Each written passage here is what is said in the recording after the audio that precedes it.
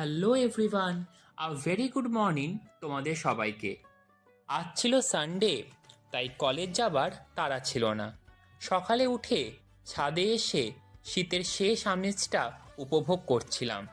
বসন্তকাল এসেই গেছে, তাই শীতের শেষ বেলায় ছাদের ফুলগুলোকে খুব ভালোভাবে দেখছিলাম। আর এইগুলো সবই আমার বাবারই পরিচর্যায় করা। তারপর এসে কলেজের কিছু কাজ চটাপট সেরে ফেললাম, আর দুপুরে লাঞ্চ করে একটু রেস্ট নিয়ে জিমে চলে গেলাম। আজকে জিমে ছিল চেস্ট ডে। বেঞ্চ প্রেস, পেক ফ্লাই থেকে শুরু করে ডাম্বল প্রেস সব ভালো করে মেরে নেবার পর, চেস্টের একটু ভালো করে পাম্প এসে যাবার পর আজকের এক্সারসাইজটা এখানেই শেষ করলাম।